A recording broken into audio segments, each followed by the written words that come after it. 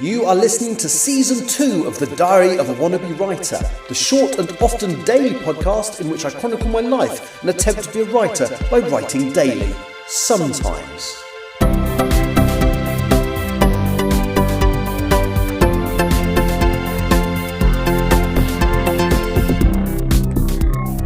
Hello, today is Tuesday the 13th of May 2025 and you're listening to The Diary of a Wannabe Writer.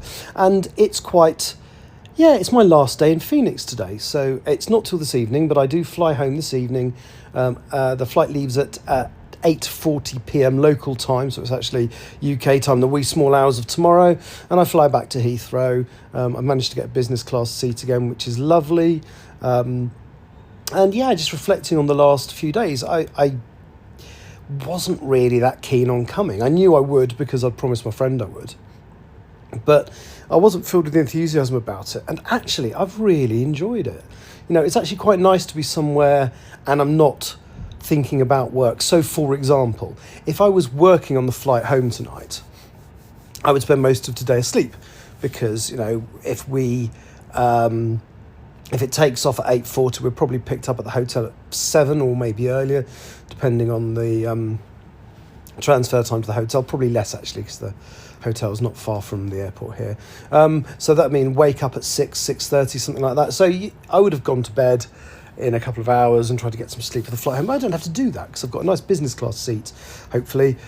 You can never be 100% definite until you're actually on the plane, because, you know, as a standby passenger, which is what I effectively am, something could happen at the last minute. Somebody really important could suddenly need a seat, and, you know, I would get bumped, but that's fine because it's in the terms and conditions. You know, it's what staff travel is about. But I'm relatively confident I'll be okay. But yeah, anyway.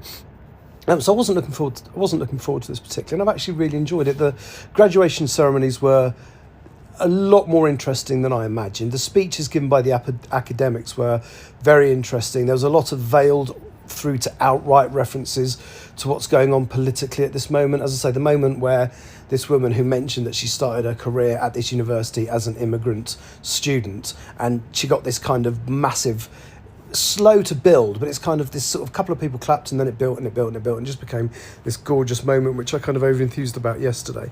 And all that kind of stuff genuinely fills me with hope that whilst there's a lot of it kind of shows, doesn't it? Because the academics, people who think, I've said all this yesterday, but understand the value of and the importance of immigration to this country, and the people that don't think, they just do this knee-jerk immigration is bad kind of thing, you know, your Trump supporters basically.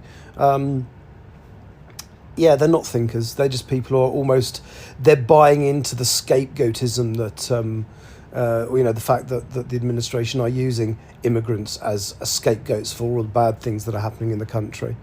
So yeah, but no, so I have genuinely enjoyed my time here in Phoenix, and I've actually, it's also, as I say, I've been working for the airline for nearly 11 years now, and it's the first time I've used staff travel to do a long haul flight, and it's been quite a pleasurable experience. The less said about the experience of Phoenix Airport itself, the better, because nothing to do with the airline, completely to do with the airport. You know, waiting for an hour for bags is just ludicrous, and on top of that, there was nobody there to talk to tell you what was going on. You just sort of stood there waiting. They didn't do any announcements, they didn't send anybody down to tell you what was going on.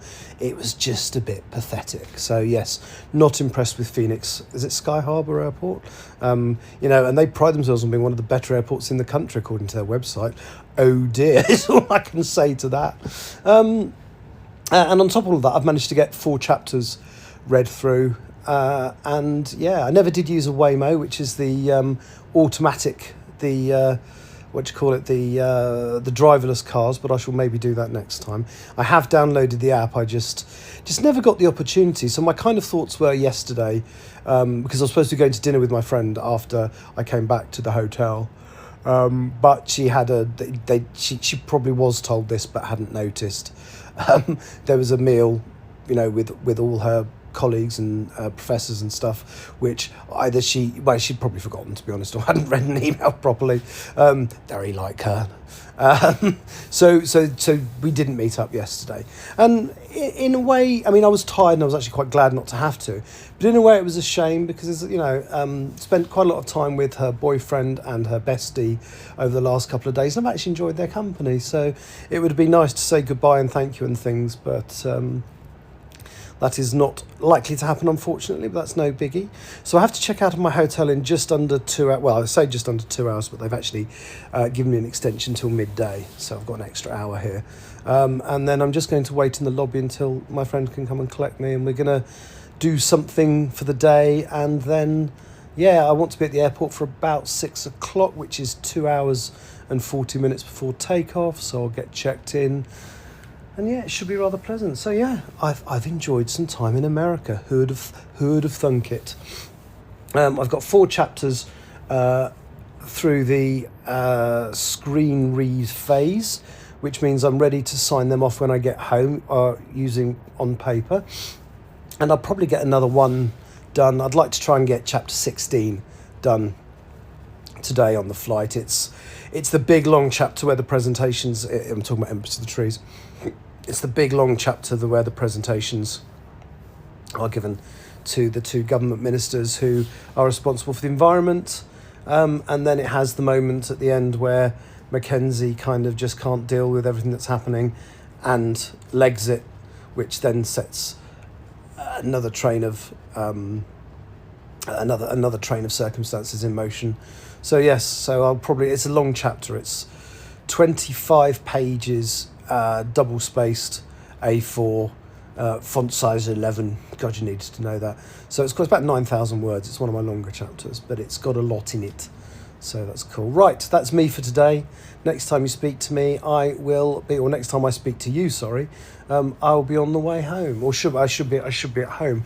Again, I'd love to record something on the aeroplane, but it would feel a bit weird. Recording a podcast. It felt weird enough recording it at the baseball match because my original plan was to go upstairs where nobody knew me, but there were so many people milling around and it was so noisy. I was actually able to quite inconspicuously record the podcast in my seat as I watched the game.